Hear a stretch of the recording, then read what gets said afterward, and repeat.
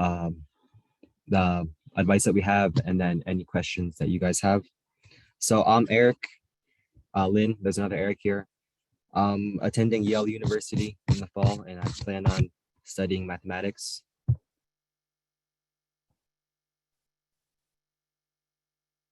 Rachel, you wanna?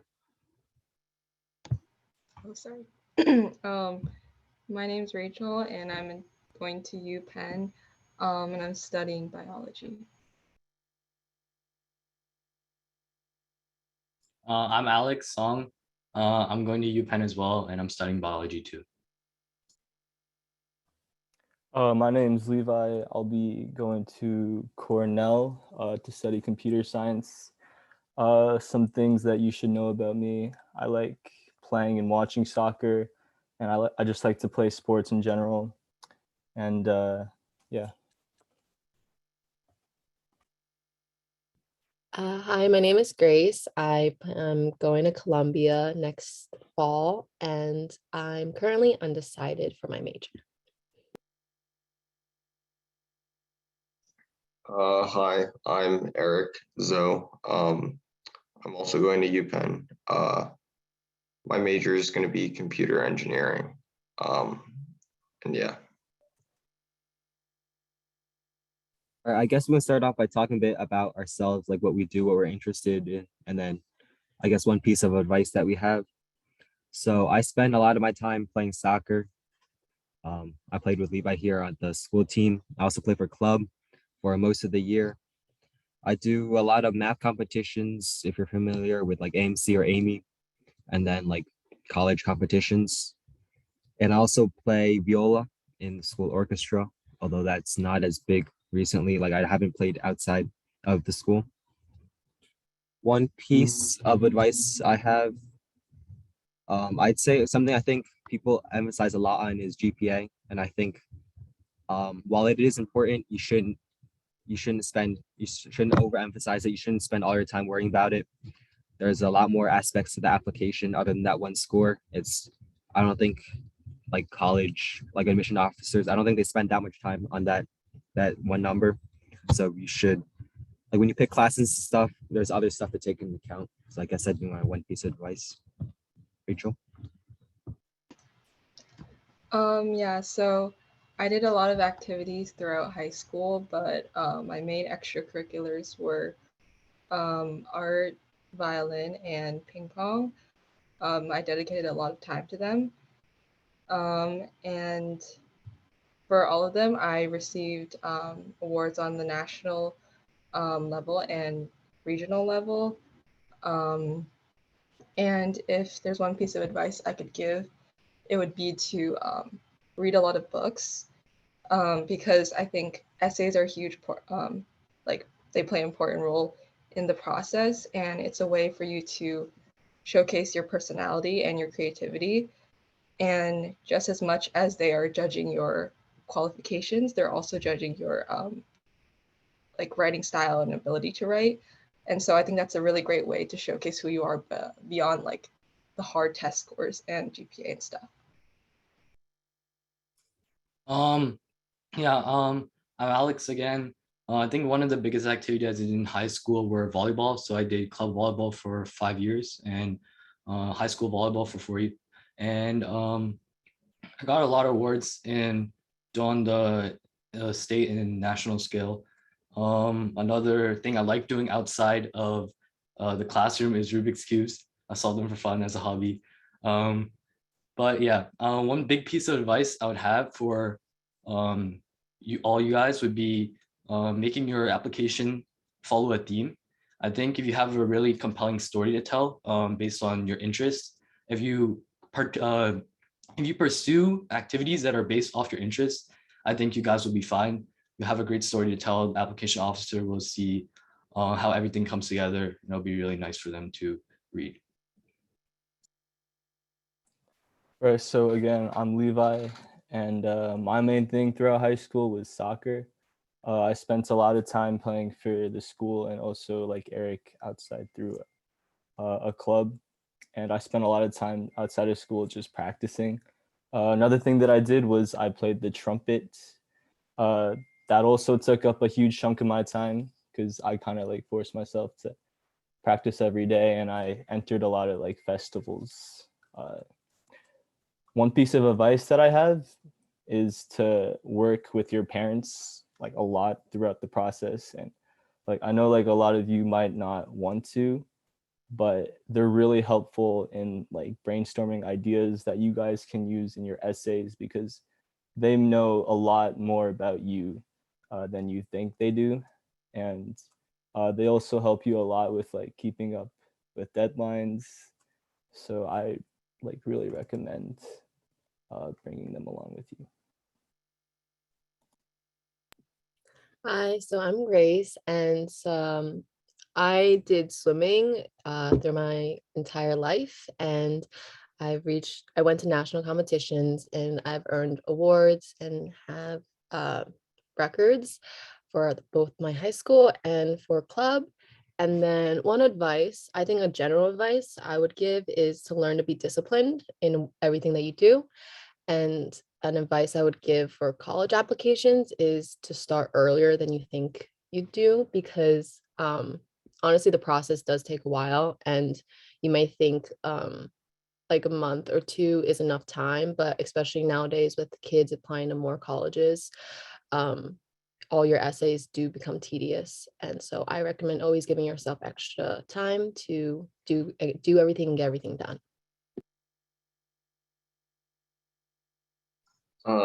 Yeah, so again, I'm Eric as well. And throughout high school, I had like a lot of activities that I took part in. I actually wasn't like very good at any of the activities that I did. I only got like a couple of awards for, certain things. But I think that like I know Alex mentioned before that it's important, that your application has a theme and that makes it very compelling, right? And I think that's like very important, of course, right? But you also want to make sure that your application has, other aspects to it, and that you're not just like, if you're applying for computer science, like you don't want to just be a math person, right? You want to be like maybe a math person that also does art on the side, because what like I think colleges are trying to do now is they're trying to search for like students who will serve multiple roles on their campus. They don't want like, one-dimensional like students. And so like in order to kind of fit into what they're searching for, it's good if you like try out new things, like join a bunch of activities, even though, you might not necessarily be very good at them. And then also that enhances like I guess the breadth of your experiences as well. So you have like more to write about later on, especially for things like essays. So yeah. All right, and I guess there's some other aspects of the application process that we can touch on. For any current juniors, uh, you guys should start asking your teachers for recommendation letters. Uh, I think this is one part that's often overlooked, that recommendation letters, I feel like, has a lot of weight, because it shows your character, it shows who you are as a person. Um, so obviously you should pick teachers that like you. Don't pick because you want them to say good things about you. But another important aspect is teachers who can write well. You can look at their emails or how they usually like post in Google Classroom. If they write very short responses, like um, very short emails that aren't as formal, they might not be able, like not everyone's very that good at writing. Like some teachers are better than others. So you want to pick someone who can express express their thoughts about you as best as they can. Um, and subject, usually you should stick with a teacher from STEM and a teacher from like one of the humanities. For example, personally, I asked my French teacher and my statistics teacher to write my recommendation letters. You also go through this process with your school counselors. They'll give you advice, they'll help you along the way. They'll give you like brag sheets to fill out to give to your teachers, stuff like that. Does anyone want to talk about essays? Yeah, I have a few things to say about essays. So uh as I know, like a lot of you have probably heard this before, but I think it's really important to be authentic in your essays. The topics that you guys write about can be like very generic, as long as they offer something unique, like a unique perspective. So write about something, like it can be like an idea or like a position, a stance that you've like formed in your head, like an idea through your years of like living and doing activities that you enjoy. And like Eric Zoe said, like colleges now are looking for people, they're trying to build like a class, right? So they want like like a variety of like different people. And the more unique, uh like the more like the ideas that you have to offer, like the more that they'll want to take you in, as opposed to following like a very formulaic or like a common like a theme that like a lot of people try to go for. Yeah, to add on what Levi's saying, I think like it's very important to be creative, to be original. You want your essay to stand out. And then another thing, everyone says this, but it's very important to start your essays early. I say best time would be in the summer before senior year. At least start to get your ideas going. I started pretty late. I started in September, and I feel um like once school starts, you'll have less time than you think. Especially like Levi and I, we played soccer in the fall season that year. So if you get home at like 5:30 every day and you have to shower and eat, you don't have, and then you have schoolwork, you don't have much time to work on your essays, and it's hard to be motivated to work on them as well. Um, for essays, I'd say the hardest part is getting the idea right. Once you have a good idea to write about, like the words will come. Like it won't be that hard to get to reach the word limit or anything. The editing process, it's tedious, but um, like you can make progress on that steadily. Whereas if you can't come up with a good idea, you're kind of just stuck there. So that's a pretty big obstacle to overcome. So I'd say definitely brainstorm ideas. Look at what colleges are looking for, like what their essay topics are. I think Common App essays are released pretty early. I'm pretty sure they're released in the summer, so you can take a look at those. And they're all online. It's usually the same prompts every year. So you should definitely look at those prompts and get an idea for what you want to write your essay about. So does anyone have any? We can open up. Does anyone have questions about anything college related? It can be about the application process, or I guess just high school in general, or college, or like just any questions in general. You can you can unmute and ask, or you can just type them in the chat, and we'll do our best to answer them. Yeah, thank you, Eric. This is Lily. I have a question. So thank you first. Thank you for sharing your experience. I heard it's very important to get like a regional or national competition, or get a record. Could you share a little about that? What kind of opportunities kids have, for example, math competition or any other competition? If you can share a little bit about that. Thank you. Right, I can talk about math since that's what I did a lot. Eric, you can back me up on this. Um, so for math, I guess the biggest competitions would be the AMC AME competitions.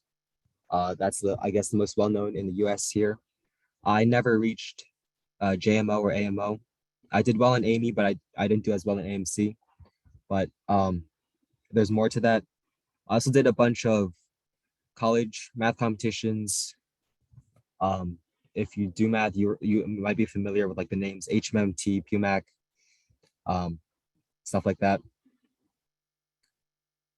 I'd say it's important for at least to stand out in at least one area. You should have at least like what if you want to get in like an Ivy like level college, one of your extracurriculars or your activities should be national level. I think everyone here has reached the national level in some way for their what they do. Um, you don't have to excel in everything. You definitely want to be well-rounded. You don't want to focus only on like math, for example. You want to have some I'm sorry. You want to have some sports or arts in your application as well. But if you are good at math, you should definitely try. You should attend these competitions. Um, for me, when it was during the pandemic, all of them were online, so that was easier. You could just they're easier to participate in. Otherwise, you might have to drive around to attend these. I believe ARML is in Western Pennsylvania. HMMT is in Massachusetts, like Harvard, MIT. PUMAC is at Princeton. So you would have to go to these colleges to compete. In AMC, Amy, you should have a local testing center, and you definitely want to study for those. You want to try your best on those. Eric, do you have anything to add? Yeah, I think in addition to like math competitions, there's also a bunch of like CS competitions now, because there's like, I think significantly more of those types of competitions now than ever before. If you just go on the internet, you can search up like lists of data science competitions, hackathons, CS competitions like US ACO, right? That's like kind of the AMC equivalent in the computer science like field. Yeah, I think for high schoolers. So like there are a lot of options. Like even if you can't like I don't know drive around to Harvard or Princeton for those math competitions, you can always find other ones that are pretty well respected. And it's all about like doing like the research and making sure that like if you're interested in these competitions that you're not letting some of them like slip through your fingers. Like for me, I didn't know about USACO until it was too late to do it. And so that like I encourage like if you're interested in that, you should start like searching now. You should be able to find it or find competitions like this with like pretty minimal research just because of how abundant they are right now. So really quick, someone asked if I submitted my AME or AMC scores. So on the college application, most of them will be through Common App. There's no official spot to report your scores. Some colleges might ask for them specifically. I think MIT does that, but in general, there's no mandatory spot, so you're not forced to report it. If you did well on a certain section, I think you should report. Like I always did much better on AME than AMC. The highest score I've gotten on AME was a 10, but I didn't qualify for JMO or AMO because I didn't do as well in the AMC. But I did report that score. I just submitted as like a extra info section that I put that in. So I guess it's up to you guys. If you think you did well on it, you should report those scores, or at least put them somewhere in the application. Because I mean, if you did well, it won't hurt. So another question we got was, how many essays do you usually need to prepare? Does someone else want to take that question?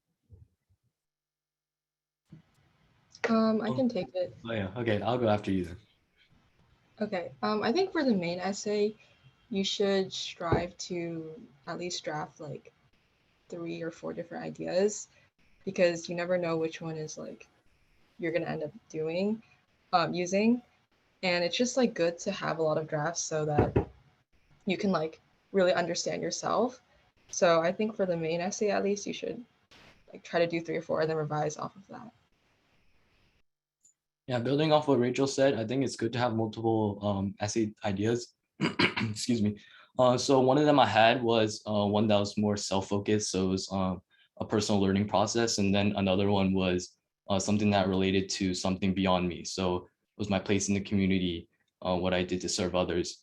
So there's like an internal one, external one that I swap between colleges depending on what the college is looking for. So like if you have colleges that are like probably like Harvard, Yale, you have like these colleges that are super exploratory. They're looking for people to go in and then explore all the options, all the humanities, all the different subjects, and then choose one, compared to some technical schools like Georgia Tech or some other schools where you come in with a straight major that you're dead focused on. So you have to kind of consider that as well. For the other essays, I would have like a couple ideas planned. You usually write them in response to the prompts for the colleges. And then if you apply to enough colleges, you'll see that some of the college prompts repeat. So you can just keep on using the same one for each prompt, but change it up a little bit to match how the college is. Yeah, like Alex said, colleges reuse prompts a lot. There's like some pretty big groups like community essays or identity essays that you can reuse what you write. And they usually have similar word limits. You might have to change that a bit, but overall, if you have a good essay topic, you can use it a couple times for different colleges. Something else that Alex mentioned, I think is very important, is doing your research on the college. the admissions officers, I think they can tell if you've done your research. You want to mention specific things. Um, every college has different values too. So like personally, when I was applying to Yale, I spent a lot of time on their website. Also attended like their information sessions to try to figure out what they were looking for. So for Yale, I think Yale specifically, like that's what I'm familiar with. I'd say like um, community is very important to them. Their environment, like how it's more collaborative than competitive. That was a big emphasis of what I talked about, both in my essays and in my interview. So, but for different colleges, they have different values. For example, Duke focuses a lot on service. So for Duke, when you write your essays, you want to emphasize on that more. So each school is different. You have to do your research. It takes time, but I think it makes a big difference in the quality of your essays. Yeah, I just want to add on to something that Eric said, and that a lot of these like top schools, what they like a common thing that they care about is community, and how like you're willing to help people, and how like much of a caring individual you are. I know someone who's not here right now, but who's from our school, who over the summer worked 50 hours every single week uh, to add on to like the income that his family needed. And because he did something with his time that was very meaningful, and it showed that he was willing to support his family, I think that spoke just as much as like an award at like the regional or national level would. Just like the fact that you're willing to spend the time that you have to help other people, I think is very important to show. Yeah, there's a lot of awards in like every subject. So I think more and more, like these past couple of years, colleges are focusing more on character. They want to see who you are as a person, not just like scores or numbers. You obviously have to have some of those to stand with the rest of the crowd, but essays, recommendation letters, stuff like community service, stuff like that is more and more important. So another question that we got, how important are SAT or ACT scores? When is the best time to take them? I can talk about SAT. I did not take the ACT. Usually only need to take one, depending on the college. SAT I took in March of my junior year, but I would say that's pretty late. I was originally scheduled to take it um, November of that year, but I broke my collarbone and I had to delay my tests. In general, I'd say earlier earlier is better for taking your SAT, because if you do not get the score you want, you can you can try it again, you can test again. I got a score I was happy with the first time I took it, so I only took it once. But in case you want to start early, I'd say best time to take it. I'd say like summer of sophomore year is a nice time. Like I think it's a test in August. That way you still have plenty of time in the future to worry about it. And then in the summer you have time to study. Whereas you have to work, junior year is pretty tough academically. You have to worry a lot about APs and doing well in your classes. So if you have to add SAT, like prepping for the SAT to that, that's a lot of extra work that you have to, it's just more stressful. So I'd say start earlier. Yeah, to add on to what Eric said, it's I think the best time to take the like any standardized test is either in the summer or like very early in the year. As for prepping for them, I'd say like don't underestimate how much time is needed to prepare for them. I know some pretty smart people who can just like wing it the night before, but like for most of us, I'd recommend like taking like and focusing on prepping for the SAT for at least like 1 month and doing like a ton of practice, especially from like old practice tests. Yeah, I agree with you, but I think those are the old practice tests are the best way to prepare. And you want to avoid like in January, usually people have midterms.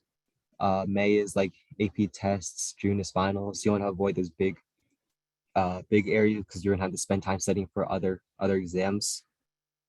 So I guess we can move on to the next question. How many schools did you apply to, and how did you select the schools? Does anyone want to take this question? I think we can all just like all 6 of us can just talk about it a little bit, starting with you, Eric. Alex muted, but I guess I'm going first. How many schools did you apply? How did you select schools? So for the application process, there's early action or early decision, which is the first round of the application. The deadlines are usually November 1st. And then for regular decision, it's like the second round. You apply the deadlines in January, the first week of January. So I applied to Yale early action. Technically, it's called restrictive early action. But I found out I got in, so I did not apply to that many schools after that. I was pretty happy with the Yale. But I had started writing a bunch of essays. They don't tell you when you get in until pretty late, until like December 15th. So I had a bunch of other essays written, prepared to send to schools. I was working on essays a lot during that time.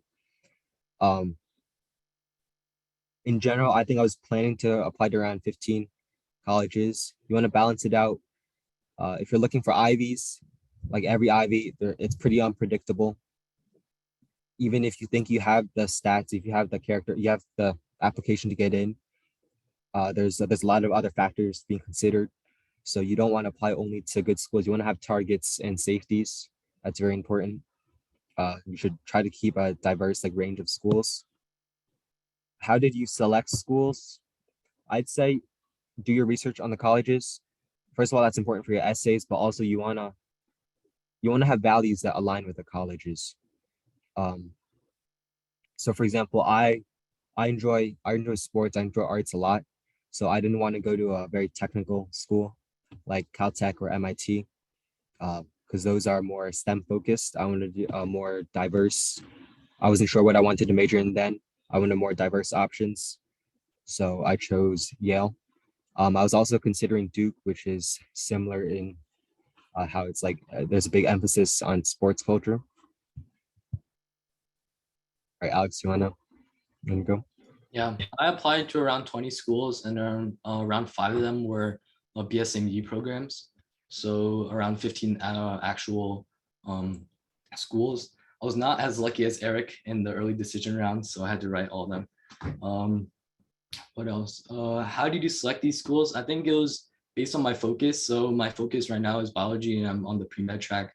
So trying to find colleges that are really helping towards pre-med students, whether it be they have a lot of resources like advising, you have tons of research opportunities, tons of shadowing, stuff like that. So you got to you got to do a lot of research about each school, see what they offer. Thing to add on about how important are the SAT and ACT scores. There's a certain threshold you have to hit. It's around 1500, mid 1500s. Once you hit that, you can chill out. But if you get a super high score, I'm talking about maybe 1580, 90 and above, that's if you think you can get to that part, you could study for it. If you think you're satisfied with your score, you can chill with it. But otherwise, I think only MIT in the top 20 requires SAT score next year. So if you don't do that well, don't worry, you can always go test optional. A lot of my friends at Penn that I've talked to, a bunch of them went test optional, so it's not really a huge deal. So yeah. Alex, there's also a question about pre-med interest. Do you want to answer that?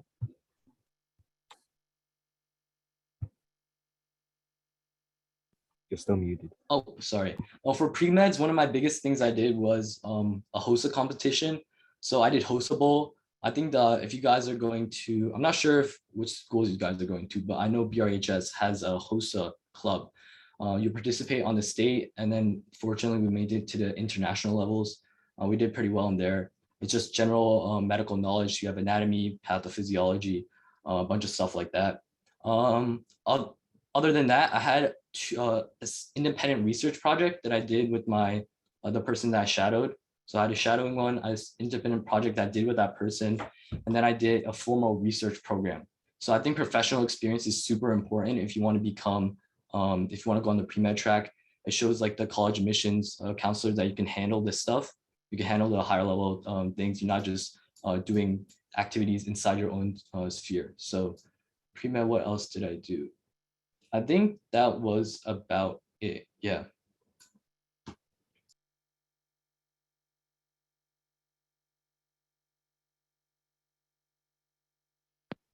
Rachel, do you want to go next?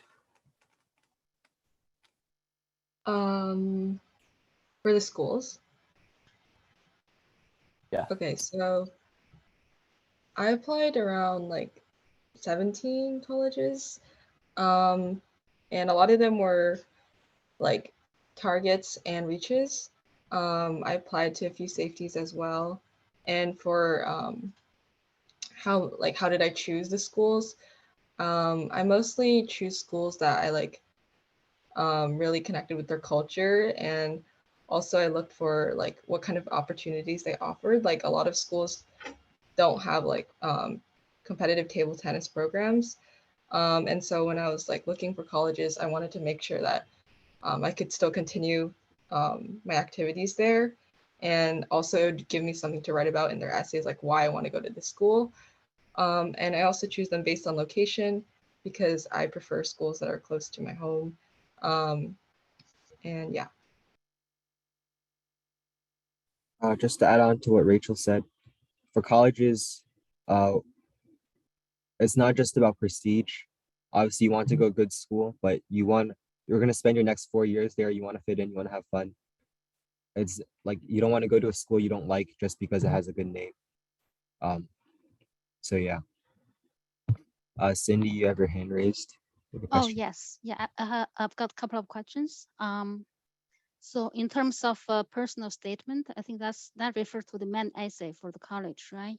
So I heard that if you are like good at something like math or whatever, biology or something, you're not supposed to mention that in your personal essay because that's it should be for your like personality and your aspiration or something like that. So what are the tricks for Yeah, I this? would agree with that statement. I'd say um, your strengths, if you have strengths, like for example, like math, they should be reflected elsewhere in your application, whether it's through your scores or your essays.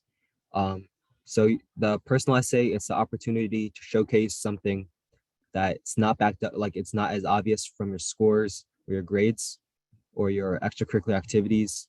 Um, Usually it's a lot of emphasis on character or like personal growth, stuff like that. There's 7 different prompts. It's pretty much, you can pretty much write about what you want. It's a pretty open essay, the prompts.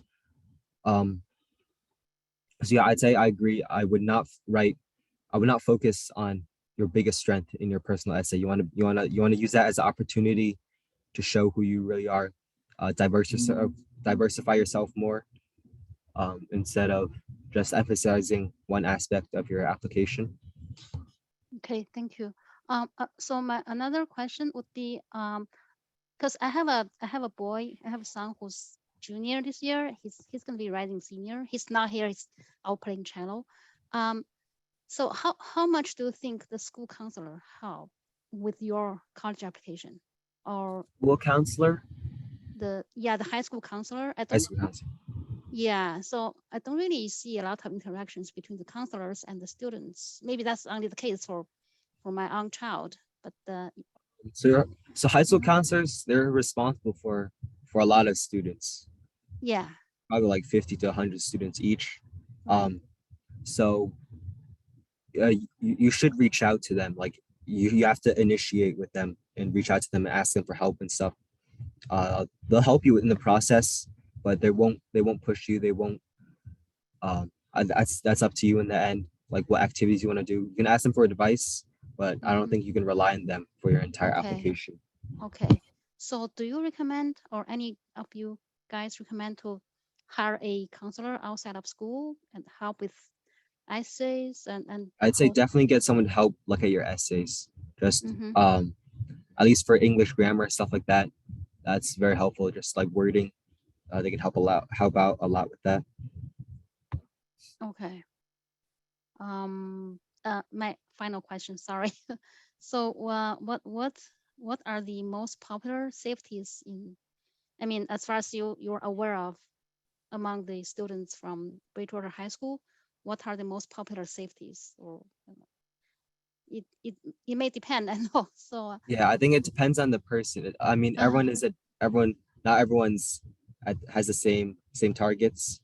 So, um, what I would consider a safety might not be a safety for someone else. So I think that's hard to say.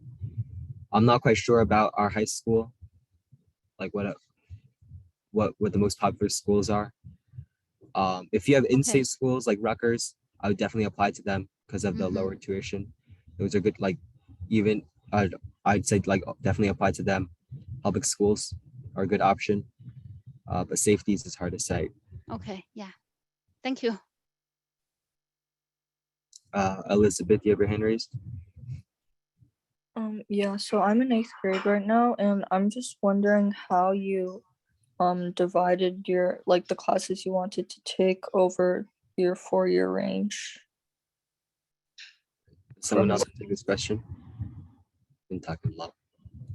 Wait, so can you repeat that?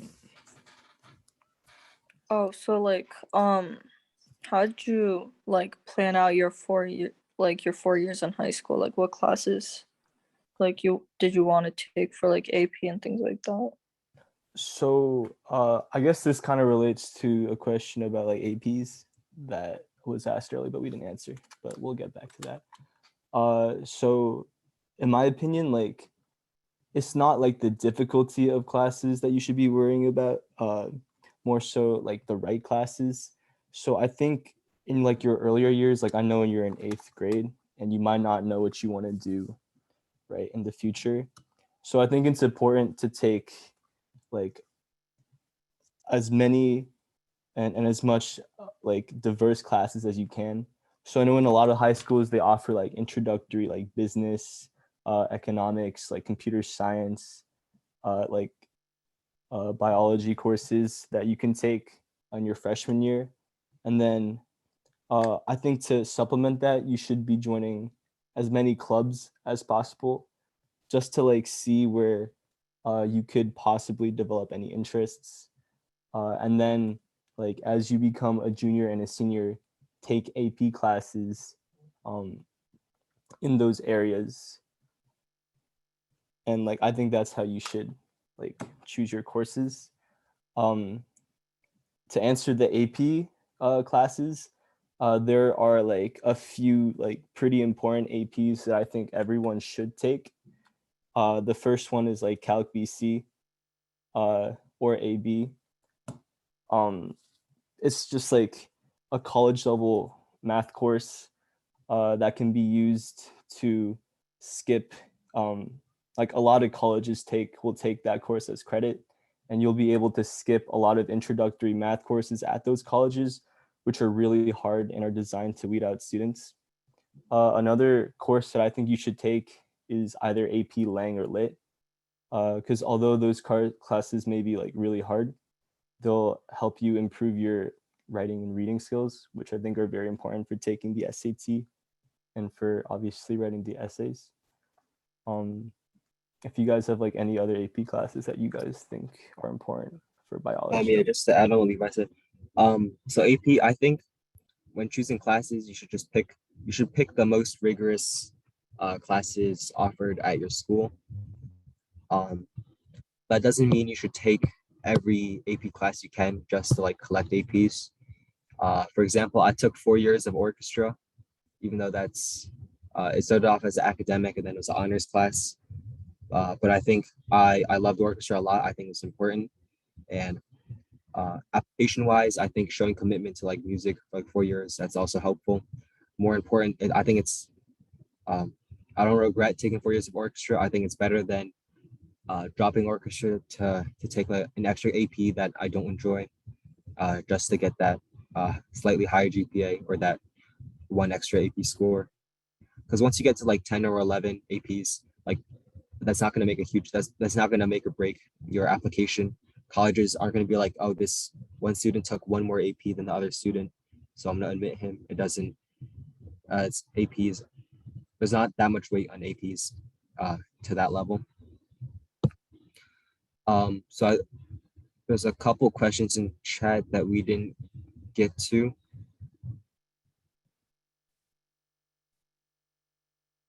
So if you choose test optional, would that hurt your chances? I can take this one. Personally, I didn't go test optional, but I know a lot of people that did, as I said before. I think there's comes a point where your admissions officer is viewing your profile. If you have AP test scores, your GPA is fine, you're taking rigorous classes, I'm pretty sure they can infer that if you took the SAT, you'll do pretty well. But if you're some of those areas are lacking, I think it's best to take the SAT to help yourself as best as possible. But don't worry if you get a bad score and you have other parts of your application that are kind of making up for it. I think they'll think more positively than negatively if you put in a bad score. Me personally, I think that since most of the people here are like Asians, I think it's important to take the SAT. I don't think it would necessarily hurt your chances, but it would definitely boost your chances of getting in because just because we are like a minority group. So it's important to stand out in every way you can. Yeah, and I think just to add on to that, like I think test optional, the original purpose was like, if you can't take the SAT, then you can go like test optional, right? But if you have the ability to take the SAT, then like admissions officers would want to see the SAT on your application. And also like regarding the chances of like getting in test optional, like according to the data that's been like released from colleges, right? The percentage of test optional applicants admitted is the same as like the overall percentage of applicants admitted, right? So when you're going test optional, you're just competing against other people who went test optional as well. And so that might not be that might not be easier because these people might also have really good applications just without a standardized test score. So another, I guess, aspect of the application I want to mention, Grace, do you want to talk about like athletics and like recruiting, that process? Yeah, sure. So I personally only applied to one school because I had gone through recruiting. So it's more of a, I guess you could say it's kind of a niche part for like an experience for applications. So for me, I kind of go through the same steps as everyone else does, where I look for schools and I get to know each of them, except instead of going on websites, I got the opportunity to talk to coaches, meet people on the swim team or whatever team, whatever sport you play. And so based on the sport, the timeline's a little different, but for swimming, I had started recruiting the summer of my sophomore year, I think. So I technically, I guess you could say the application process, I started at the same time as everyone else, but the whole getting to know colleges, I did a whole year earlier than everyone.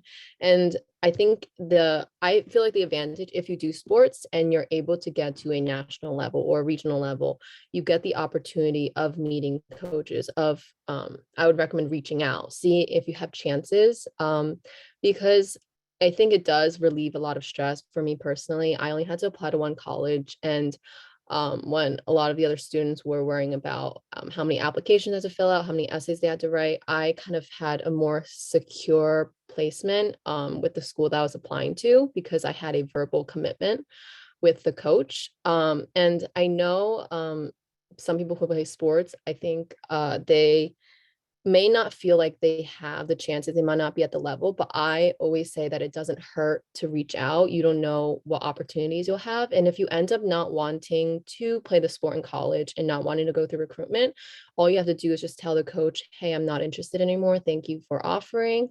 And you can just go through the regular application process. So if your child does play a sport, I do recommend like it's something that they could be interested in trying out at least.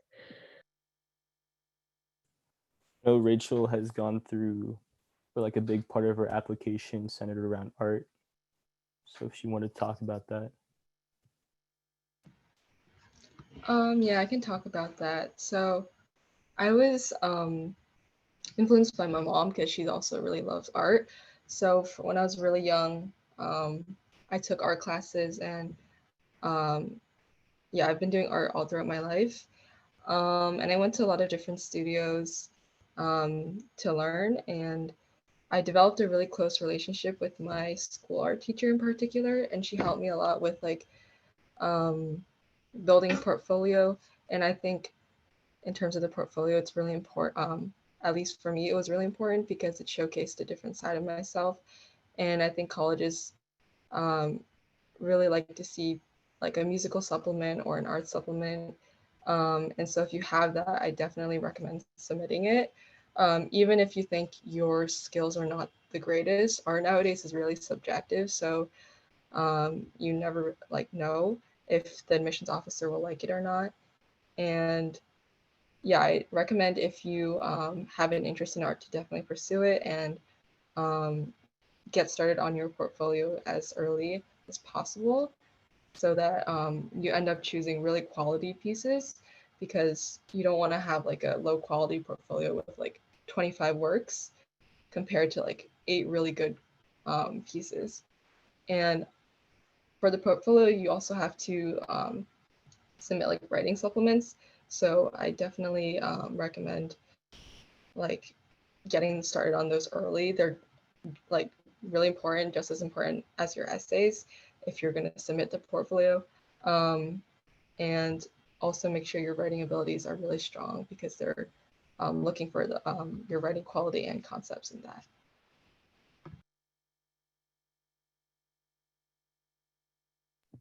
Okay. Cindy, you have a question? Oh yeah, I just have one quick question for you, Eric. Please. So you mentioned that you've been with the orchestra for 4 years. So is that considered school curriculum? I mean, it is school curriculum, but is that also considered extra school curriculum? So my school, Bridgewater, is a very strong music program. I think we have a lot of options. We have an orchestra band, like a wind ensemble, jazz band, marching band. So we have a lot of orchestra options. Uh, I played in symphony orchestra, which is a school course. It's one of the periods in the day, so that's a purely school school event. It's not extracurricular. Okay. For extracurricular, I know a lot of people. I personally did not do this, but there's regionals, there's states, there's nationals. There's a lot of music competitions that you can participate in if you want to stand out extracurricularly. Okay. Yeah. Thank you. Um, so did anyone else have any questions?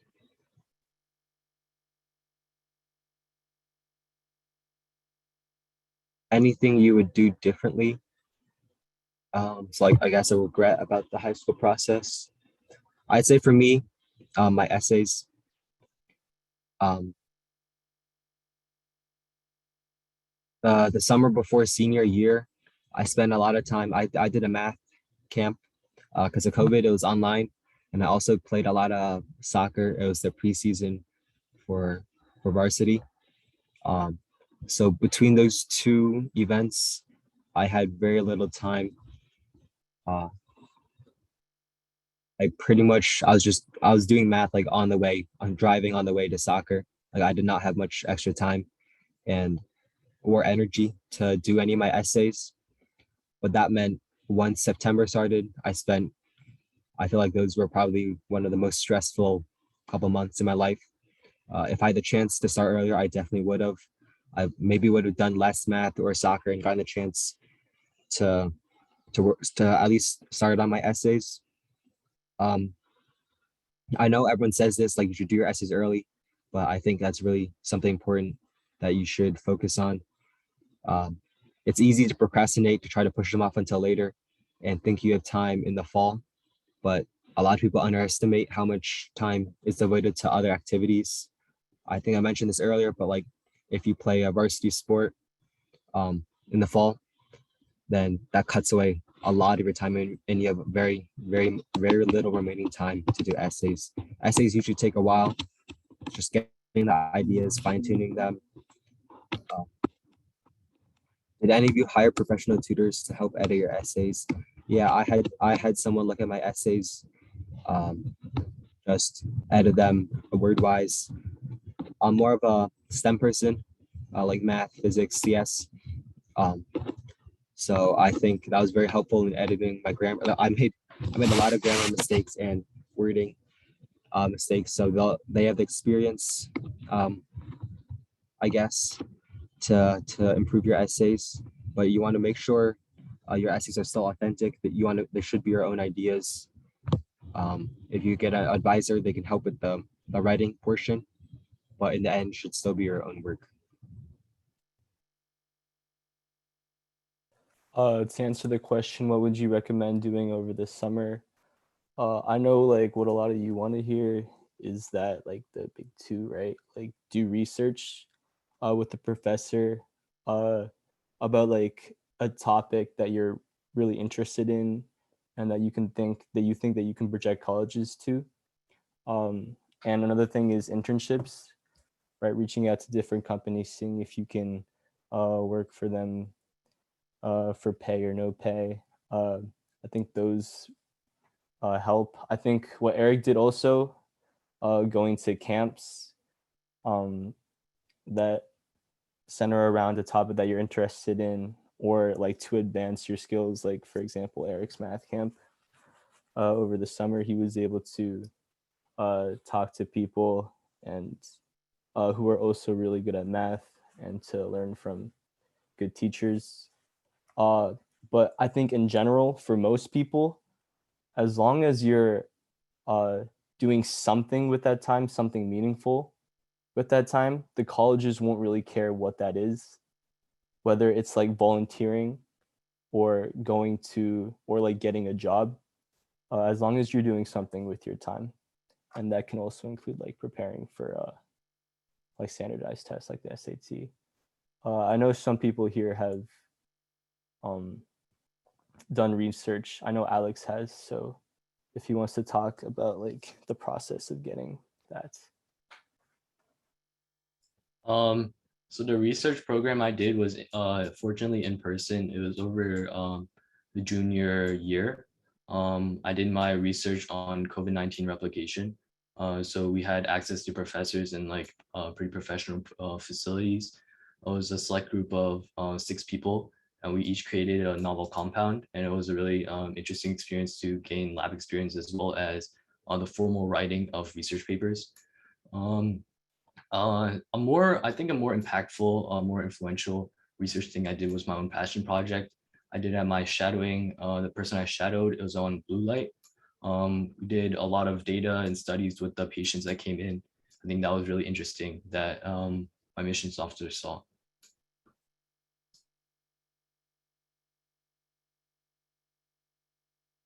I think for community service, there's like a lot of opportunities just like around your community. Like I know Grace was very involved in the library. If she wants to talk about that, I know Eric and I were also involved in like this youth camp centered around like teaching young kids STEM. We volunteered there for a couple summers. Uh, just like reaching out. Don't be afraid to like call them or shoot like emails to these organizations. Like they're looking for people to help. Recommendations for 8th graders for what to do over this summer. Does anyone want to take that?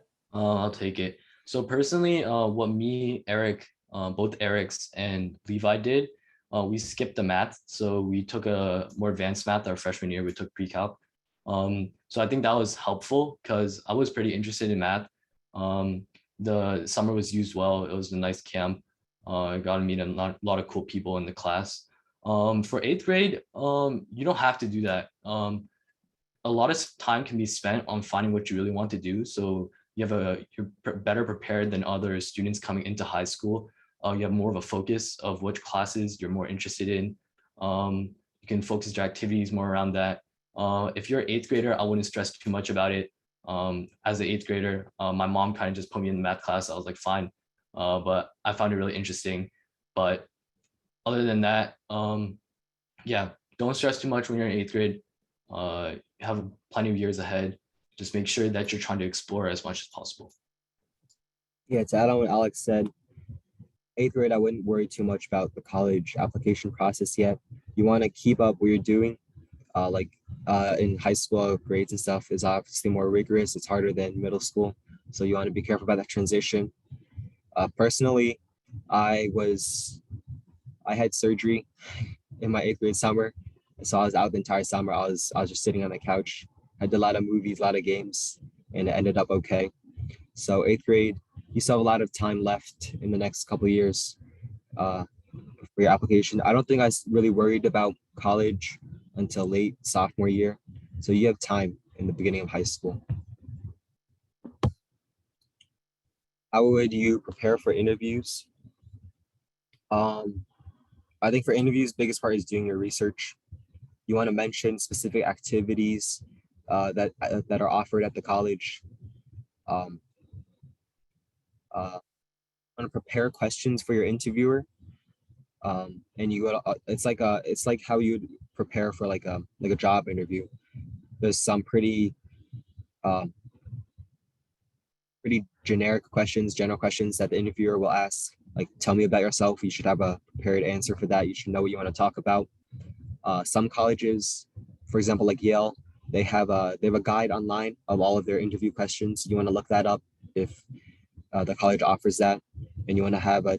You don't have to write out. You should not write out a script, but you should have a general idea of what you want to say and what aspect you want to show through your interview.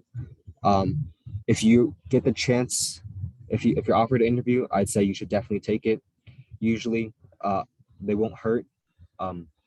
Unless you mess up like really bad, but they're usually a very good opportunity to show your character, to show who you are, to diversify your application. Yeah, that's what I'd say about interviews. The kind of community service affect your college application? Does someone want to take that? I mean, I can answer that one. I think that it's like community service is like good by itself, right? And if you have like a bunch of hours, like, I don't know, working at like, I guess the local food bank or something like that, you would like your application would be strengthened in a way if you didn't have other community service like activities on your activities list.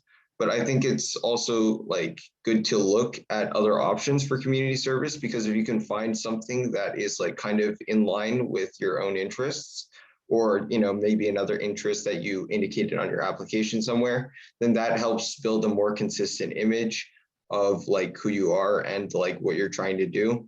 And so that makes your application a little bit more compelling. So for example, if you're trying to go into pre-med, you could look at volunteering at like the local hospital, right? As opposed to maybe volunteering at like some like local summer camp. I think you can kind of see the difference between those, especially in the context of the application. To answer the next question about like community service and does it have to be like a local community, I would say like you should, before you can like reach out to people on the like national or international scale, you should definitely try to help out people in your own community first. Specifically, like I would say at least have some school activities and like service activities, and then you can try to branch out to like your local community outside of school, because the admissions officers want to see that you're taking small steps and you're helping those that are closest to you first before you can like go on to do bigger things and help more people. For the next question about how important are officer positions, I think officer positions are one of like a overrated aspect of high school. I think having one or two officer positions about clubs that you really care about are important. But if you're only officer chasing, I personally did this before in my first 2 years. was not worth it. It was the achievements that you had in each of these clubs were more worth it. They tell a better story in the applications, got more to write about in your activities section. I mean, colleges definitely do want to see leadership, but you shouldn't be only striving to get these leadership positions. Also, for the next question about CP Latin versus honor for application, I'm assuming that's like academic and honors. I think language AP, the advanced level, probably matters less than the other courses. I think if you stick with the language for many years, like 3 or 4 years, the college would see that as better if you took like maybe an honors Latin for 2 years and then stop taking it. So I think consistency is key for language. So I can answer the next question about time management. So as an athlete, like I oftentimes time management was an important part for my schedule. I was swimming 6 times a week, 2 to 3 hours, and oftentimes I'd get home pretty late at night. And I will say I have stayed up long nights till 2 or 3 in the morning working on schoolwork and homework. But I think the main thing is, you'll hear this a lot, is that it's important not to procrastinate. With time management, it's more about getting work done ahead of time when you have the time, rather than sitting around playing games, talking to friends. And especially I think junior year, that's the most important. I think sophomore, freshman year could probably get away with it a bit. But with junior year, you have AP tests, you have preparation for senior year for college. I think that's a year where I think you should be valuing your academics and how you're preparing for your future, and maybe waiting until maybe a year later during your senior year, end of senior year, where you're catching up with friends or focusing more on having fun. All right, so I just want to mention it's 8:34. So we'll stay on a couple minutes to answer more questions, probably until like 8:45. There might be another session in the future with parents. Like parents might mention, like parents to parents will talk about how to deal with their children. But like we'll stay on for a couple minutes to answer these questions in the chat, and then I think we'll wrap it up.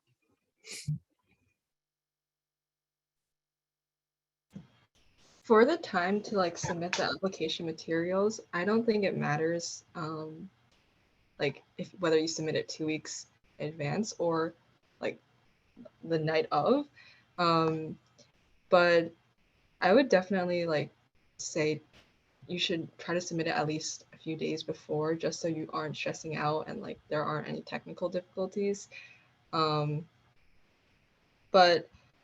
I think admissions officers might be able to see the timestamp that you submit your application. So if you submit it later, it might leave a worse impression. So I'd say try to submit it like 2 or 3 days in advance. Yeah, same. Submit it earlier. Try to get it out of the way, especially if you're doing a bunch of college applications. Also, there comes a point where you're looking at your essay so much that you start to make edits that are unhelpful. Like you try to question things that that disrupt your natural flow of writing. There's other stuff. You look into it too much, you begin to see things that you wouldn't have earlier, and it makes for a choppier story. So there's a point where you have to just kind of compromise, just send it and put it away. Yeah. For research, is it important that a professor or another expert in a field like someone with a master's degree? I would say strive for professors, especially college professors. I think master's degree, especially if the research is interesting with the master's degree, it might be worthwhile, but I think a professor in an institution is more professional, definitely. Yeah. Yeah. Just to add on what Alex said, yeah. So it not only is it important to like you might make unnecessary edits at the end. If you look at the application deadlines, like say like November 1st, the night before that is Halloween. So like I feel like you should still enjoy your holidays. You shouldn't, if you can avoid it, you don't want to spend those last couple of hours trying to write an essay while people are ringing your doorbell asking for candy. Or like winter break, if you're applying to like 15 schools, it's hard to get all your essays done. But I got in early. I was lucky to get in early, and so I was able to enjoy my winter break more. Um, so I guess in general, if you do get a chance, if you can finish your essays up early, you should. Don't try not to procrastinate them. So about the unnecessary edits, you want to be careful at the end, trying to edit too much, trying to edit every single word. Like it's hard to make it, like, you can't make it perfect. There's always more improvement to be done. I had my mom and my sister. I think my sister writes essays probably better than I do. I had them both read my essay just for flow, um, just to make sure it still sounded like me. It still sounded like something like someone would say. It's not over edited. You don't want to use like synonyms that like don't fit. Uh, so yeah, I guess that's it. For the varsity sports and school club activities question, and just about like time management in general. So I know in high school, I think Erilyn will agree with me. Sleep is really important. Like sleep lets you like be ready for the next day, because you can save a lot of time if you actually participate and learn in class. That'll cut down on studying time a lot. But if you're playing a varsity sport, that'll take you until like practices usually go until like 5:30 for every sport. And then getting home, showering, eating will take you to 6:30. And that's only on days you have practice. Some days you have games where you have to like go to other schools to play. And on top of that, like school activities like robotics, speech and debate, Model UN, like if you have that on top of that, you'll be getting at home at like 9, 10 o'clock maybe. And at that point, like it's pretty late to compromise on sleep. So to answer that question, it's just something that you'll have to deal with. Like it's not easy. And I know like Grace and Eric Zoe and Rachel are really good at time management, but like even them, like it was hard for them to balance their sports if they want to talk about that. Yeah, I'd say personally, I slept a lot. Or I'd say my average bedtime was like 9:30 or 10 o'clock. Um, I think that for time, like the most time I saved was in studying. I paid a lot of attention during class and doing my homework and stuff. So like if I got the material pretty quick, so I didn't have to cram the night before test trying to memorize too much information. And studying takes up time pretty quickly. It's easy to like spend like 2 to 3 hours on like just 2 to 3 hours go by on a subject. So if you do want to save time, I'd say try to absorb as much information as possible during class. And yeah, sleep is important. Yeah. Oh, you go first. Oh, okay. Yeah, I think, well, first I'd like to say that my time management is actually terrible. So yeah, I didn't get a lot of sleep the past 2 years or so. And I think part of the reason for that was like I was like kind of inefficient with the way like I like did schoolwork.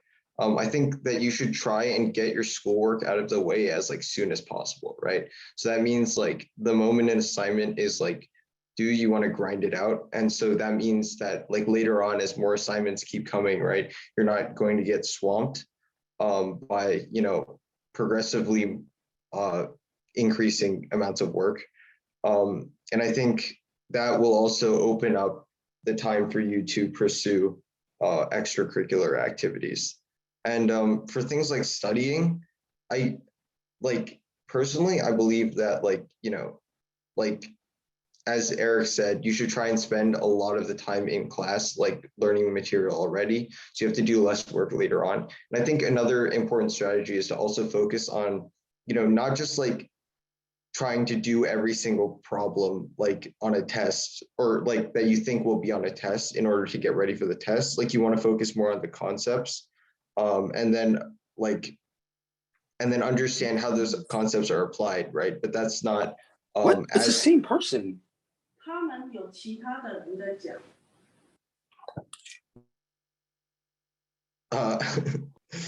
And I think that like focusing more on the concepts is like, I guess, a more efficient way to learn, because then you can ensure that even if you don't get like 100 on the test, that you'll get like at least like a 90 or a 95 or whatever an A is in your like area.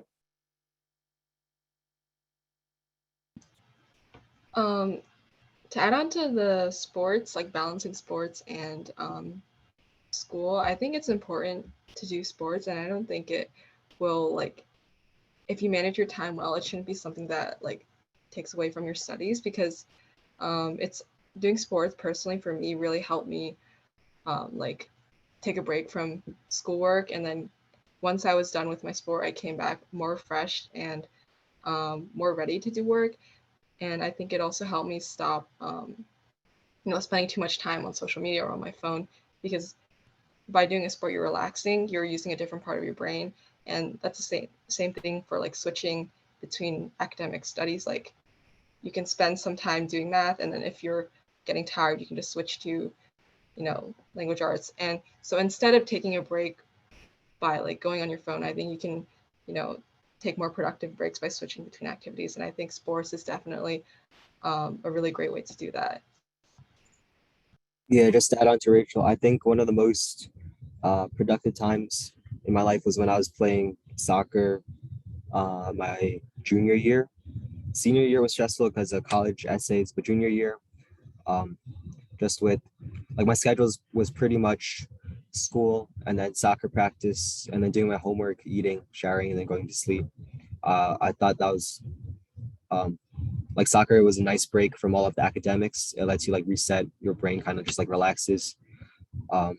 So that's a great way to reduce stress. You don't want to stick with one thing for too long. That's an easy way to get burnt out. I think we'll wrap up the meeting here. If you didn't, I put in the chat the recording of the meeting will be posted on the website njbcaa.org, and there will probably be an update about any like future sessions. There might be other Bridgewater students coming to talk about their experiences, as well as like a parent session. Parents. Mom, I'm not a dude. It's not about that. All right, so thank you everyone for coming. We really appreciate it. Stop doing anything like this. Like, please, when I told you that I'm gonna work, does it not mean that you have to be involved with every single part of my life?